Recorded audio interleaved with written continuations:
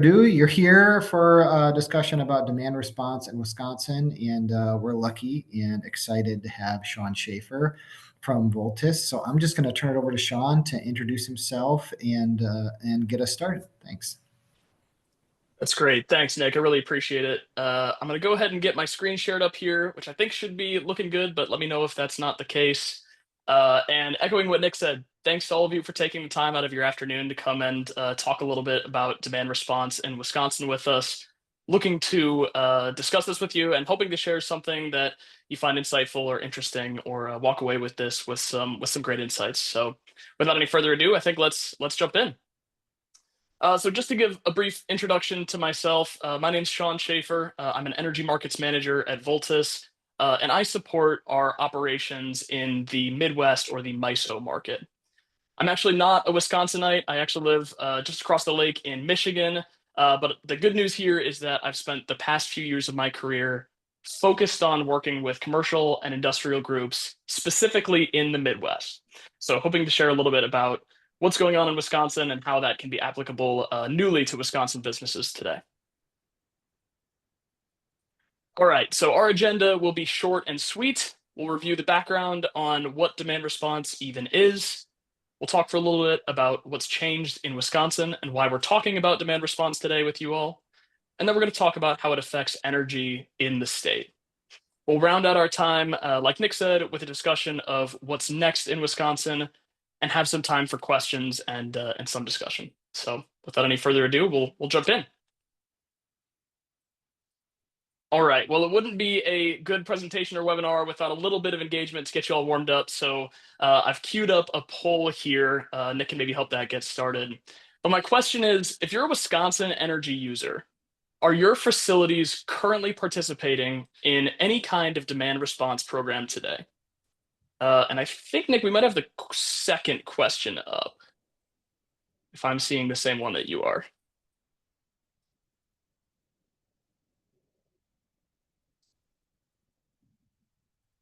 There we go. That looks good. Great. Give you all a moment to throw an answer in here.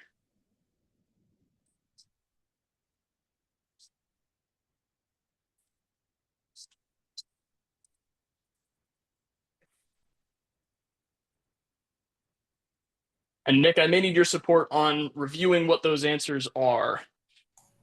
I don't think I Yeah, can see them on so my side. we'll give you 10 more seconds here.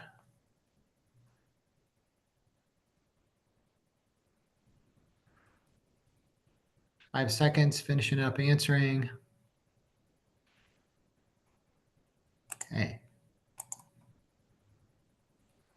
Okay, yeah. So I think I can pull this over. Maybe you can see it. It looks like we've got about 15% yes, and the rest of you said no or unsure. I realize not everyone may have Wisconsin facilities, but really interesting to see the breakdown. And glad for those of you who are no or unsure that you're here today, because we're going to talk about some of the benefits and what exactly demand response even is. So we'll take a moment here to introduce the concept.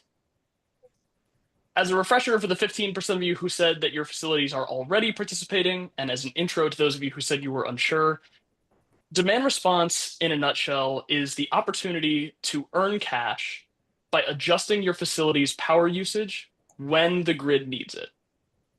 It's a critical tool used by electric grid operators to increase reliability and drive down the cost of power. We tend to think of it as oftentimes a last line of defense to help prevent blackouts when demand is peaking and there's no more generation that's available to help meet that demand. And a side benefit of demand response is that it's also helped to keep power prices in check by engaging businesses that are willing to be paid to reduce their electric consumption instead of building new expensive power plants. Demand response simply reduces how much power is actually needed during grid peaks. And you probably don't know this today, but actually, demand response has, over the last few decades, saved Americans tens of billions of dollars and has helped to prevent what we estimate as hundreds of blackouts. Where Voltus fits into the picture is that we make it easy for large energy consumers to monetize any operational flexibility that they might have in demand response programs. And we work with some names that you'll certainly recognize. Walmart, Home Depot, Chesapeake Energy, even Madison Square Garden. The list goes on and on of facilities that have some operational flexibility and they're being paid to use it at specific times when the grid needs it. So let's talk for a minute about why this is particularly relevant to the state of Wisconsin today. As of July 11th, 2024, earlier this summer, a ruling by the Wisconsin Court of Appeals paved the way for customers to work with groups other than their utility to participate in demand response. Voltus is one of these other groups. In the industry, we call these third parties or third party aggregators. And they open the door to new options for energy savings that, that facilities may not be able to get working just with their utility on things like interruptible programs. This is something third party aggregators have been doing for decades. They've been doing it in more than 20 other states. And as of July 11th, 2024, there's now an avenue for Wisconsin businesses to work with these groups as well. And here's the big headline: Wisconsin businesses now have options to reduce their energy costs to the tune of $60,000 per year for every megawatt that they can contribute that they didn't before. And this new opportunity that we'll highlight today is a new path for businesses to counterbalance rising electric rates while delivering increased grid reliability to your communities. And at Voltus, we like to call this doing well by doing good. You make money while you help your community. So there's a little bit of background on demand response and why it's important in Wisconsin. I wanted to queue up that second question that Nick flashed a little bit earlier to hear what some of the energy challenges or concerns that you're facing today for your Wisconsin facilities. And I think this is short answers. So again, Nick may need you to read out some of the common answers, but curious as to what you all are facing on the ground for your facilities as it pertains to energy.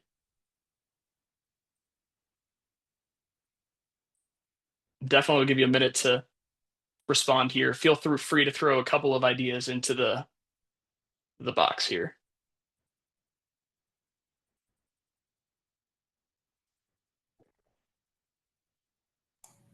We have a few answers coming in, Sean. We'll give another minute here Great. for all of you to type in and participate.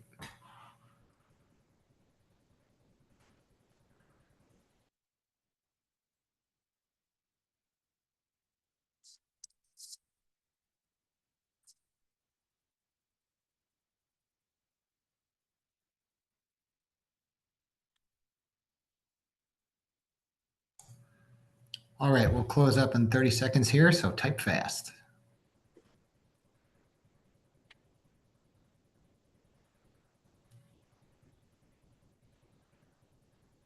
Promise we don't mean for this to be an essay question. Feel free to just throw a couple items in there. All right, close it up in 5 seconds here.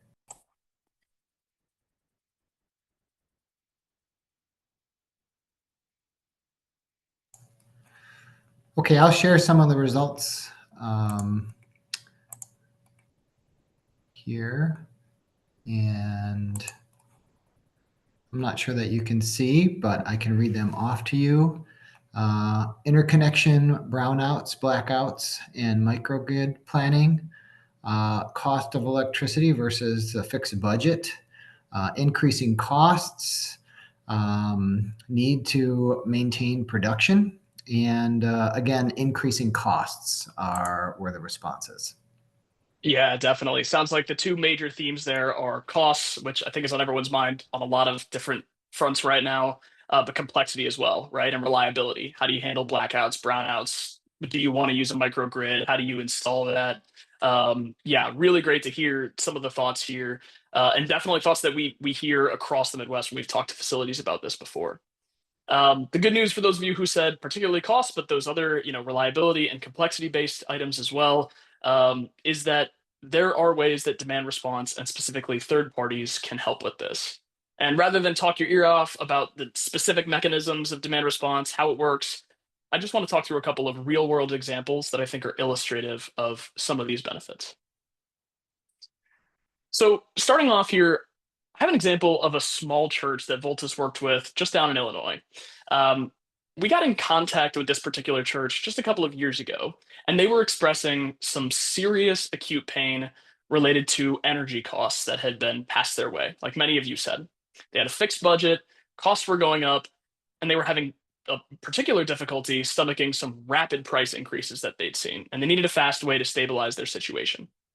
Capital investment for this group was off the table. There was not a pool of money they could draw from to put in a new HVAC system that was more efficient. What they were capable of doing was reducing just some of their electric load if they received a call to do so.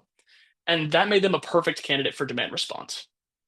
Voltus began working with this church, and by participating in the new options that working with a third party like Voltus gave them, the church was able to quickly realize new savings on their power bill without any kind of upfront investments, just simply agreeing to reduce that small amount of load if and when the power grid called upon them to do so. And this is illustrative, and it's really made possible because the Illinois Commerce Commission's rules about third-party aggregators allow third parties to work with customers whose load is smaller, below 1 megawatt. In some states, like in Michigan, where I live, this actually wouldn't be an option, despite the fact that third parties can work with some larger customers, because small customers are essentially prevented from working with third parties today. We worked directly with the church's utility to make sure that their participation was seamless, and we set up effective data sharing strategies that made sure that the church was able to participate while staying in lockstep on all of the requirements for their participation with the utility. We made sure that all of the data that we were sharing was effectively communicated, that we had everything that we needed, and that the utility was aware of everything that we were doing along the way. And that paved the way for a nice comment that you can see here on the slide from the executive director on some of the benefits that it brought to the church and how they were able to reduce their power bills by participating in the program down in Illinois.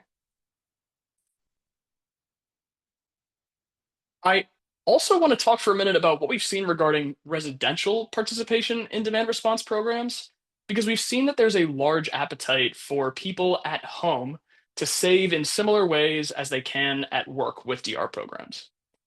In Illinois in 2023, we started as a residential thermostat program for folks that had smart thermostats. And what you're seeing on the map here is the results of the now 550 plus Illinois cities that have at least one participant in this smart thermostat program.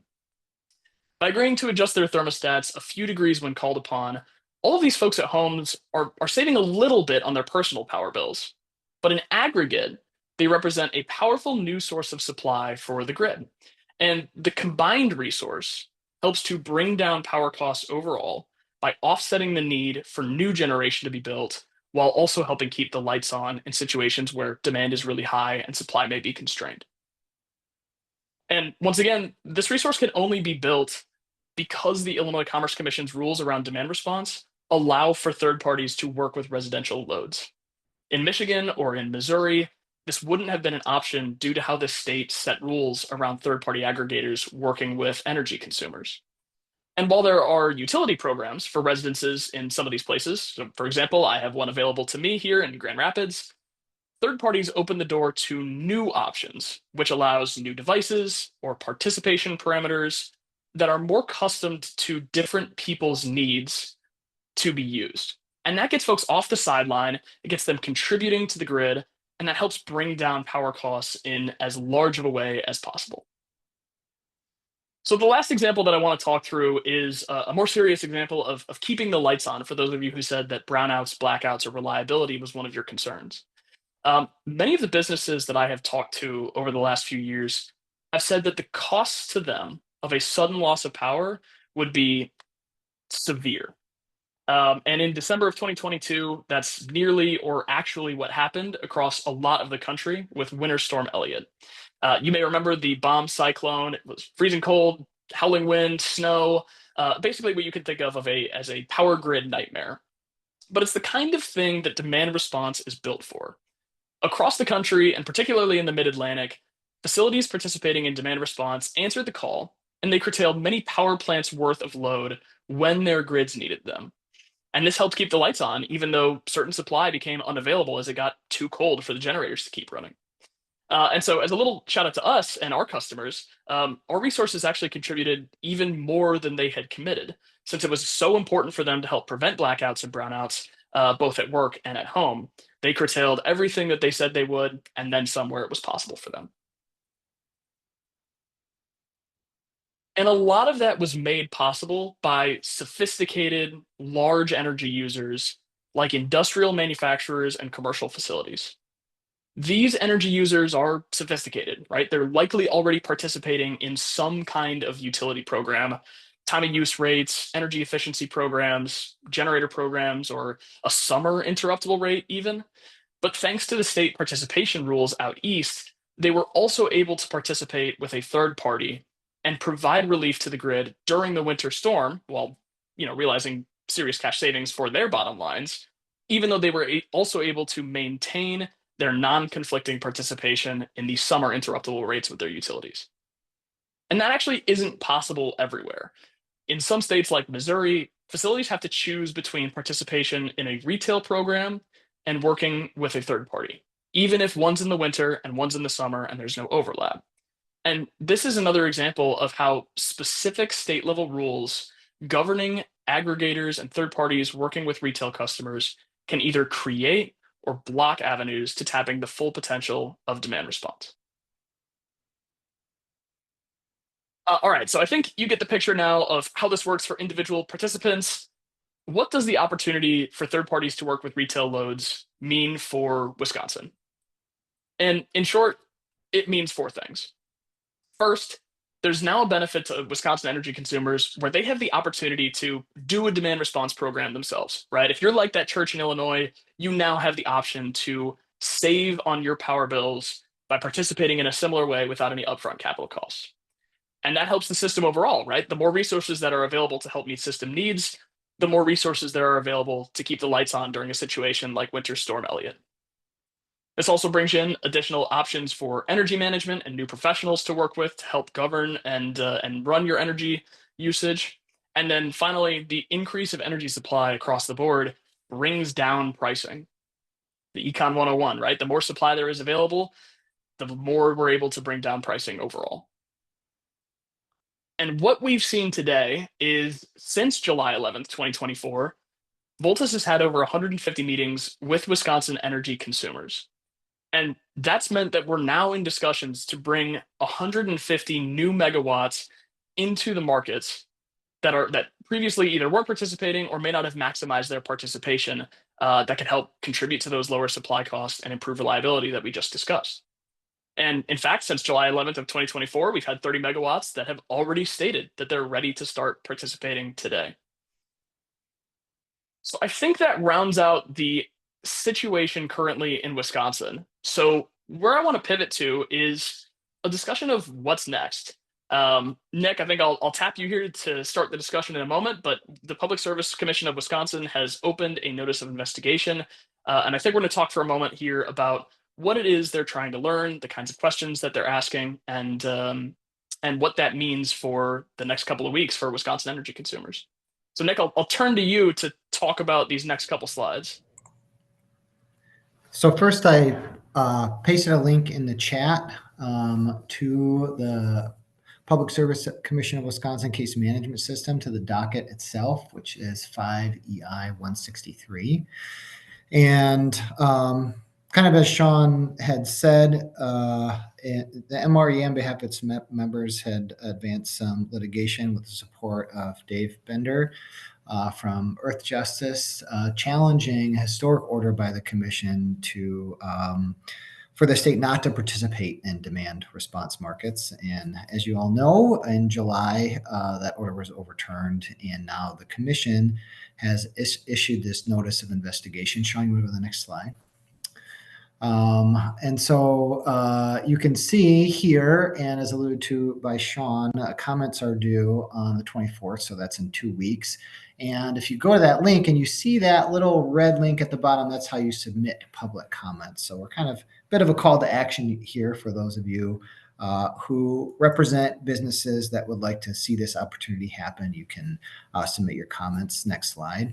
And before we open it up to discussion, what we'll do here is just overview a little bit what some of the questions are that the commission has is opening up in this docket. So what is the framework by which they're hoping to get comments? So you can see the first is that the commission, what measures should the commission take, right?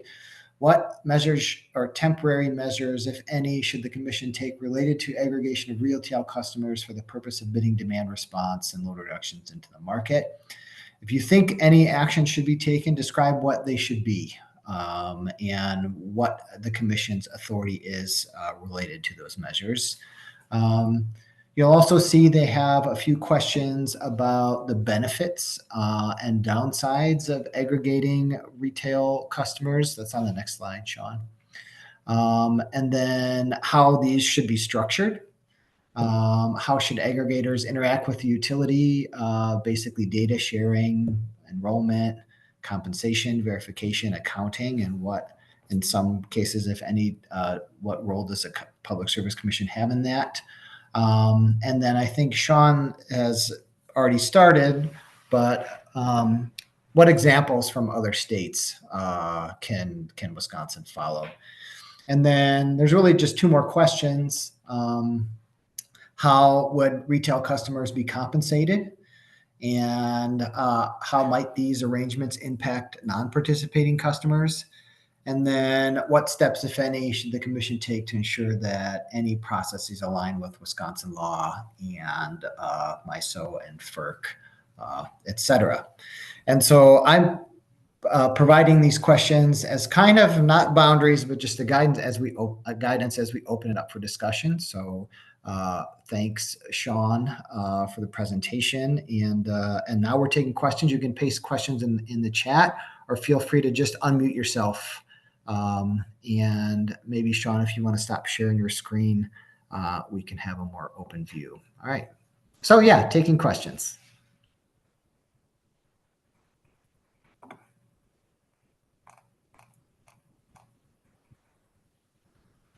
Good morning, Mike Troji, Oneida Nation, Midwest Tribal Energy Resource Association. Appreciate the information.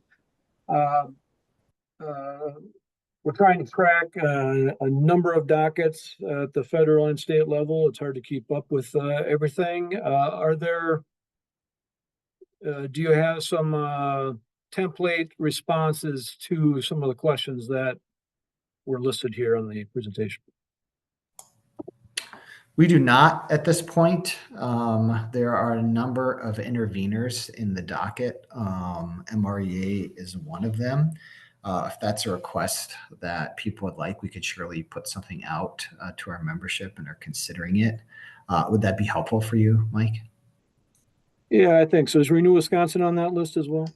I think so. They're on the call here. So, I mean, that's a good question for them. They're usually, so I see. Ori, how are you doing?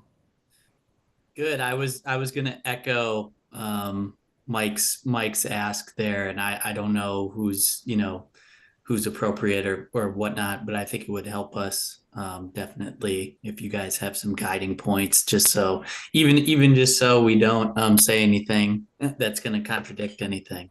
That would be appreciated. Yep. Yeah, maybe it just to not to put you on the spot here, Sean. But is there anything top of mind here when you think about these questions that really should be like, what would be your recommendation for some of this, if you have any immediately? Yeah, it's a great question. And I'm wondering, I saw our regulatory affairs leader, Joanne Worthington, on the call here. Definitely a reasonable ask. Joanne, did you want to comment on that, on answering some of those questions, providing folks with some frameworks for their thoughts? Sure. And so, Nick, I'll definitely get with you if you want some help on like some frameworks. But I think, top of mind for us is one of the things Sean pointed out is the size of customers. We've seen across jurisdictions different size limitations that make it hard to work with either residential or small commercials. So that's one issue. The other issue, and Sean alluded to this as well, and this is a big one, is there has been, questions about, whether somebody could participate in a retail program and a wholesale program. And so we have a lot of expertise in working around retail programs, but a blanket prohibition just really makes that, not an option for customers, whether it's different seasons or different times or, that sort of thing. So that's one of the things I think more broadly is to recommend, um, onerous regulations can make it a little bit difficult. A lot of the third party aggregators, are spread across a lot of jurisdictions. And if one jurisdiction is just extremely administratively burdensome, it can make, them not focus on that particular jurisdiction, for example. So those would be some of the things that would probably show up in the comments that we or our allies would give. We'll probably be more specific about certain things in the questions, but top of mind is like opening things up for the largest breadth of customers right now. Just for context, we perceive the market to currently be open once the court overturned the opt-out by the commission, but this is an opportunity for the Wisconsin Commission to sort of maintain that openness and not clamp down, not restrict participation in an unduly way, and that sort of thing. And I'll let Sean answer some of the questions that they're popping up in the chat. Yeah, thanks, Joanne. Before we move on, Mike, Ori, does that answer the question? Any follow-ups to Joanne's comments there? Yeah, I think in general, I was just going to ask, is the thought, let's not, the market is open, what are we investigating to some extent? Just making sure. I think that answers my question. Thank you. What is that? Okay, just a second. This will be changed. I'm just still contemplating. So keep talking, please. It'll be All good. it'll be straight like Samantha, I think you may have come off mute on accident there, unless you had a question. Maybe not. Okay, well, I'll respond to Carl's question in the chat here. Great question, Carl. And I think it's going to depend on every single facility, right? For a given church, and I think increasingly we're seeing this, we tend to think of participation as it's hot in the summer, there's air conditioning that can be turned off. Many churches are community spaces during the week. And so if that HVAC can be reduced, much like a smart thermostat during the week, then that's one way for a church to reduce load. But as we're seeing increased adoption of technologies like heat pumps, more sophisticated air handling units, maybe even geothermal systems, those represent additional sources of traditional electric load that are now areas that a church could potentially curtail that it hasn't necessarily been able to in the past. So any of those situations where the church has something that it says, maybe it does keep its service running, but it says, hey, heads up, it's going to be 3 degrees colder, over the next 4 hours, then it can continue to participate in demand response, save money along the way, and then again, not have to realize any capital costs in order to accomplish that. Sean, if I could just add, what the third-party aggregators do is they work very closely with every type of customer to determine, what works for them. So it would be tailored to like whatever the church's activities were for that week, or what, when and how they could curtail, and any other business. It's very tailored. There's a really close relationship and a lot of discussion. So it isn't sort of this one size fits all like a utility tariff might be, that we're just going to, shed everybody on X time. It's very tailored to, the curtailment plan that you've set up with the third party aggregator. Yeah, that's a great point, Joanne. And I'm actually going to pivot off of that to answer Mike's question that he just put into the chat here. The equipment necessary for demand response is the equipment that's already installed in your facilities. I've worked with equipment as small as a single smart thermostat, right, in a home. I've worked with equipment as large as an electric arc furnace at a steel manufacturing facility.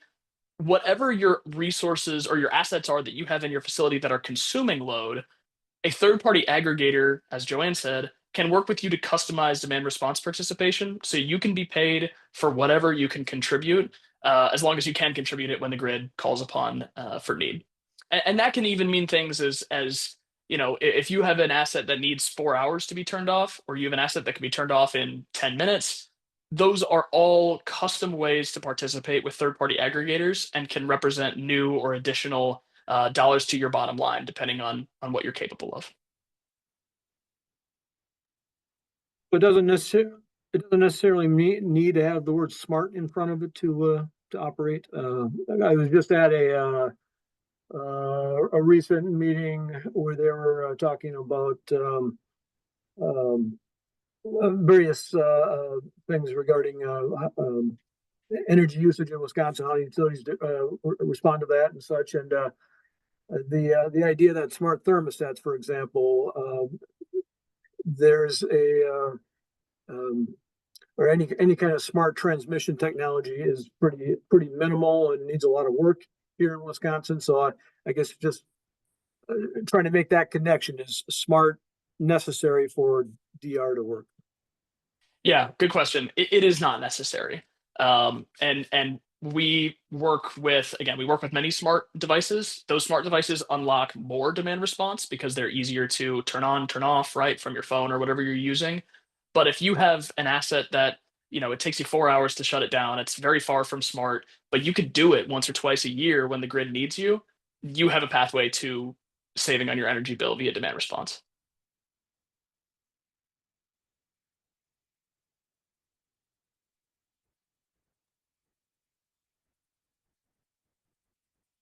Yeah, I'll take the raised hand here first, and then I'll pivot, Amaya, to your question in the chat. Allison, go ahead. Yeah, thank you for the presentation today. This is all really, really informative. I'm wondering if you have any, and forgive me if you presented on any of these earlier, but just reports or evaluations or things like that speak to the grid impacts of some of these third-party aggregator projects or programs. Yeah, it's a great question. I don't know that I have any immediately handy. I'm certain that they've been studied at some point. Third-party aggregators, like I mentioned, they're not anything new. But I don't have any immediate reports that come to mind. Joanne or Nick, I don't know if you might know of anything like that.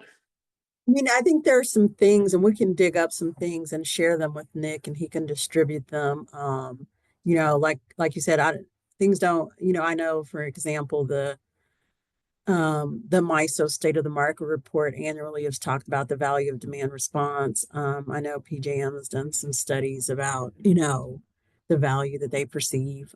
So, I don't know how recent any of it is, but what we do have and are aware of, we'll try to send on to Nick so he can distribute it further. Yeah, thanks. And maybe just more broadly, because I think, and we do have a question in the chat, but to tee up off of this question, one framework in the Public Service Commission guiding questions here is impacts on non-participating customers. And so, in general, if you think about the value that demand response brings, there are two large values. One, Sean and Joanne are talking about, is when the grid is meeting its capacity to provide and to serve the load, these demand response programs start to reduce load. And that is a critical service for grid reliability. Beyond that, the demand response programs also are responsive to increased power costs during peak times and reduce the justification for building new peak assets if enough demand response is aggregated. So I kind of teeing this up to the Voltus team and others who have experience here, what do you foresee or what have you seen as the kind of impacts to non-participating customers? You're talking about the value now to customers that participate. That's clear. Obviously, if someone can shed load, they get compensated for providing the grid service. But in general, how do these frameworks impact non-participating customers?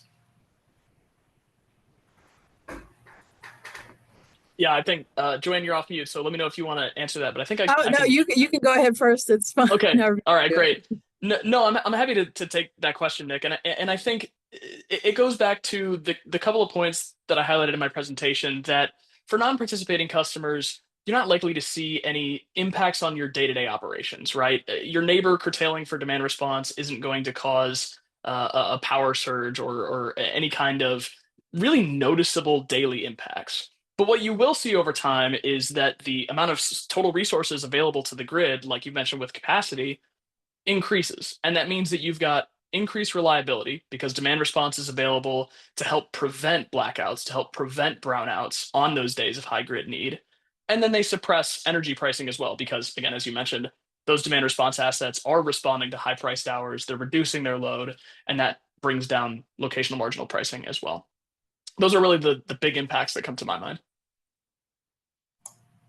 Okay, I'm jumping to help you out here, Sean, because we have a hand raised. Brianna, if you could hold tight, there's been 2 in the chat. So maybe we'll go to Amaya, who says, following on Mike's previous question, how often do Wisconsin businesses would need to curtail to earn money? Is there a cadence here? Yeah, Amaya, the answer to your question is as often as they're capable, they can earn for participating in demand response. There's no hard and fast requirement on exactly how often any given site needs to curtail. And this speaks to the value of third-party aggregators, right? If you're only participating on a utility interruptible rate, the parameters for participation, how often you're called, how often you need to respond, are often preset ahead of time.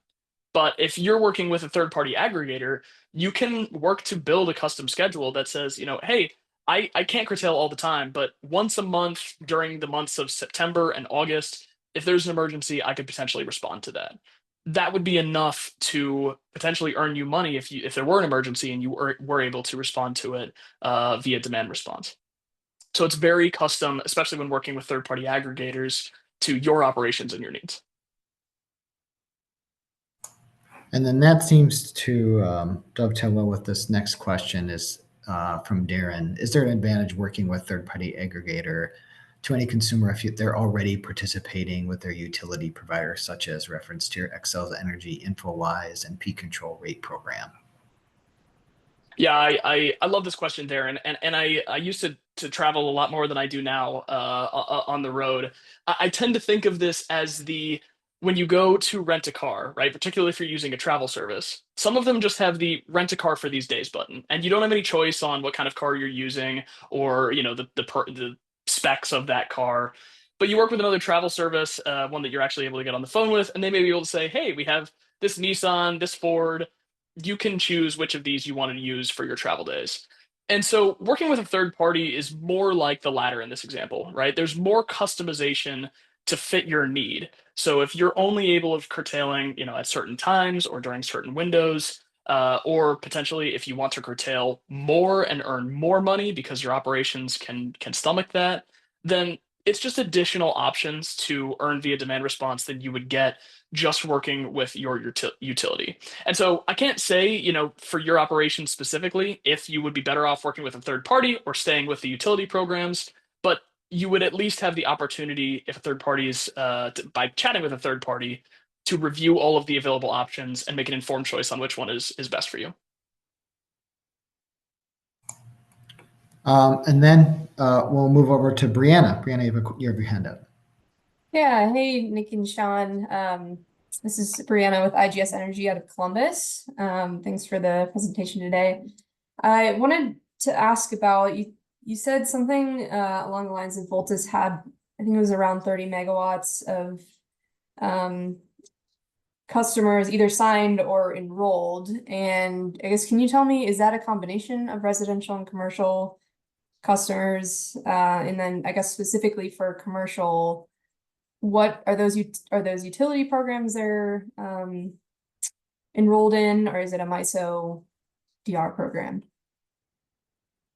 Yeah, thanks, Brianna. I really appreciate the question here. In general, what we're talking about today is just commercial and industrial. It's a little bit faster generally to get those programs up and running than it is to start a residential program. So in Wisconsin, the 30 megawatts that I mentioned are commercial and industrial. And in general, those megawatts are participating in MISO wholesale programs. So really, they're participating in MISO wholesale markets, capacity, energy, ancillary services. That's not a utility rider, sleeve through an aggregator or anything like that. Okay, awesome. Thank you. And then I guess if you can tell me, is that a combination of like in PJM, for example, there's like the pre-emergency DR, emergency DR, and kind of like this whole list of programs. Is that are your customers enrolled in all of those or just one? All of the above. Okay. Working with the third-party aggregator, right, gives potential access to the whole suite of demand response participations that any wholesale market allows. So similar in MISO, their wholesale participation programs determine what we can enroll our customers in. All right. Thank you. Thanks. Okay, we're loading up some good questions in the chat here. So one's from Carl, which is in addition to shedding load, would there be a premium for grid tie rates if one's residents, or let's just broaden that up and say business had batteries, or how does energy storage work in these programs? Yeah, definitely. Energy storage works very similarly to demand response, except that if you're permitted to inject to the grid, you can also be paid for injections to the grid in a similar way, right? So instead of reducing load, you're both reducing load and putting a little bit of supply back onto the grid. They generally, you can think of it as just an extension, right? If you can reduce a megawatt and supply a megawatt to the grid, that's going to look very similarly as if you could actually reduce 2 megawatts or supply 2 megawatts to the grid. Again, all contingent on being permitted to actually inject at your specific location. And then I'm going to soften up this next question a little bit. How do aggregators generally get paid? The question actually is, how does Voltus get paid? But how generally do aggregators get paid? What's in it for you all? All right. Yeah.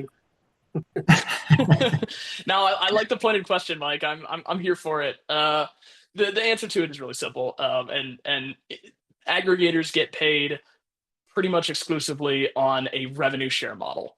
That means that when our customers, Voltus customers, right, aggregators customers are doing well, they're earning money by participating in these grid programs, then the aggregators do well as well. So it's just purely a revenue sharing business model generally. And then a question from Dave Bender. Hi, Dave. What could the commission order utilities to do or provide to customers that would enable more efficient resource registration in MISO? Great question, Dave. I spend a lot of my time registering resources with MISO, and I think about this question a lot because it's not always a painless process. I'll leave it at that, maybe. Unfortunately, a lot of the registration is up to MISO, right? MISO sets the rules for how they want to process registrations, how they want to receive them, the formatting of the data. But what can help with that is when the individual utilities, or by extension, the PSCs that are ordering those utilities, are just open to as much data sharing as the customers authorize, right? If we have a customer who raises their hand and says, hey, we want to work with Voltus, please share the necessary information for enrollment with Voltus.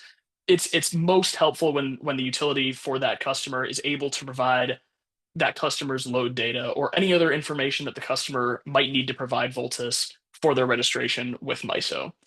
From there, again, MISO sets the rules. So once we have the data, it's up to us to work with MISO to make sure that it gets internalized correctly. But the more seamless of data sharing that we can have with the utilities, the much more seamless for experience it is for the end customer as well.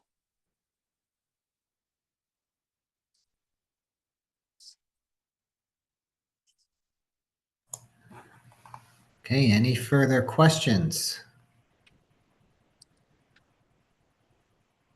I guess instead of typing out, throw it out. So I understand that data sharing from utilities can be challenging with the 30 megawatts that you're receiving. Are you getting the data that you need in that situation? And is there other data that the utility does not share that would help the situation?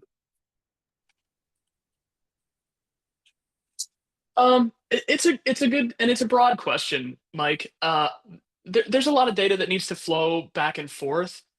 And I think what we've seen so far is that, yes, we're able to access or have been provided with what the customers have been asking for so far. There are ways that it can be made simpler, right? For example, can the customers authorize Voltus for a longer period of time or to more directly access data than needing to work, with specific contacts at the utility? There's definitely improvements to be made there.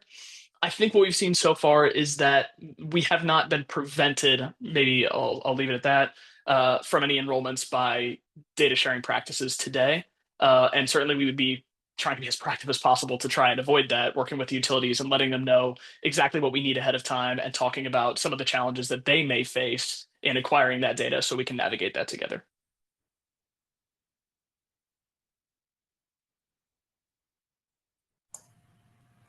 Good. Last call for questions here. I don't see any in the chat.